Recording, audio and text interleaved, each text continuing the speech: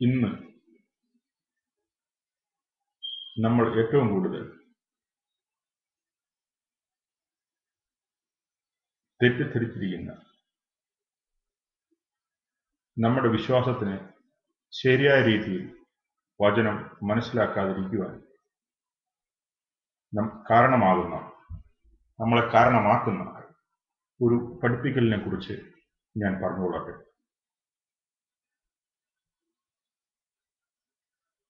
ദൈവം നമുക്ക് തന്നിരിക്കുന്ന മാർഗരേഖയാണ്.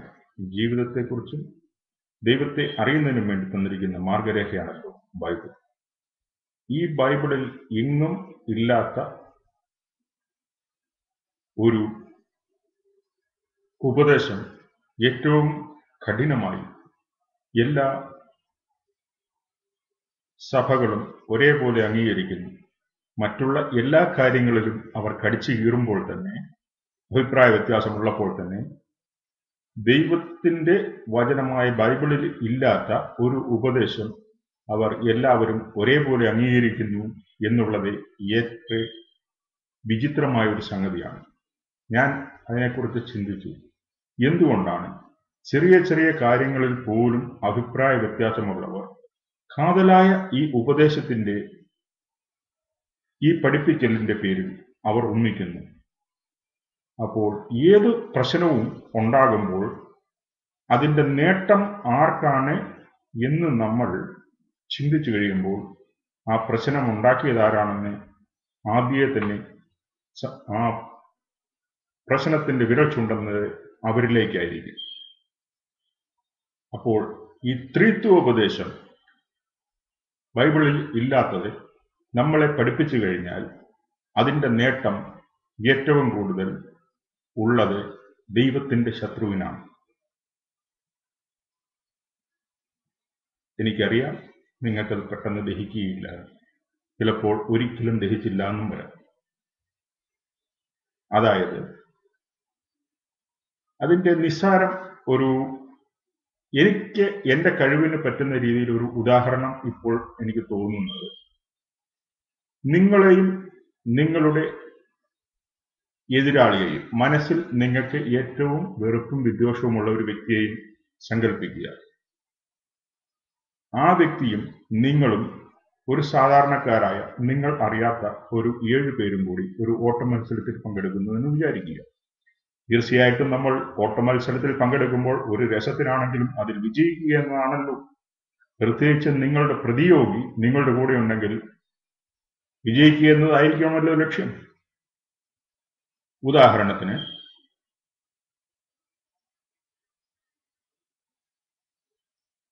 ഫിലിപ്പ് എന്ന ഞാൻ എന്റെ പ്രതിയോഗി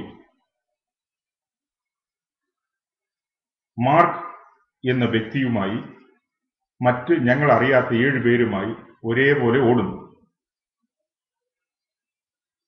ആ ഓട്ടത്തിന്റെ എല്ലാ ഘട്ടങ്ങളിലും ഞാൻ മുൻപന്തിയിൽ നിൽക്കുവാൻ ശ്രമിച്ചെങ്കിലും എന്റെ പ്രതിയോഗിയായ ഫിലിപ്പ് എന്നോടൊപ്പത്തിനൊപ്പമുണ്ട്. വേറെ മറ്റ് 7 പേരിൽ 1-2 പേര് ഞങ്ങളുടെ ഒപ്പത്തിനൊപ്പമുണ്ട്. ഏകദേശം 1.5 മിനിറ്റ് ഞങ്ങൾ ഓടിക്കഴിഞ്ഞ് ഞാൻ ഒരു കല്ലിൽ തട്ടി കാലിടറി വീഴുന്നു. തീർച്ചയായിട്ടും എന്റെ മനസ്സിലെ ചിന്ത എങ്ങനെയായിരിക്കും? എനിക്കോ സമ്മാനം കിട്ടിയില്ല.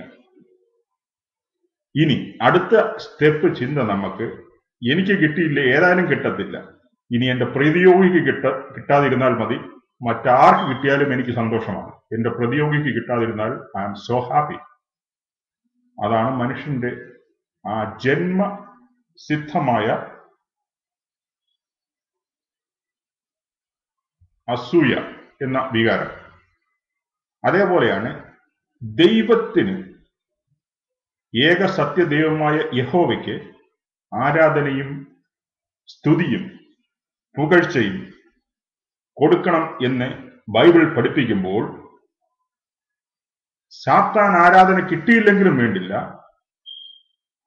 ആ ആരാധനയും നമ്മുടെ പ്രാർത്ഥനാ സമയവും മറ്റുള്ള വ്യക്തികൾക്കായി നമ്മൾ പുണ്യവാന്മാരെന്നും പുണ്യവതികളെന്നും പറയുന്ന ഈ ലോകത്ത് ദൈവത്തിന് വേണ്ടി ജീവിച്ചു മരിച്ച വ്യക്തികളുടെ പേരിൽ നമ്മൾ ചെലവഴിക്കുമ്പോൾ സാത്താനാണ് സന്തോഷിക്കുന്നത്. എന്തുകൊണ്ട്? ദൈവത്തിന് കിട്ടേണ്ട ആരാധന സാത്താന് കിട്ടിയില്ല എങ്കിൽ പോലും ദൈവത്തിൽ നിന്നും അവരെ അകറ്റി ഈവൻ ക്രിസ്തുവിനെ ആരാധിച്ചാൽ പോലും ദൈവത്തിന് ആരാധന കിട്ടാതിരുന്നാൽ സാത്താൻ വളരെ സന്തോഷവാനാകും.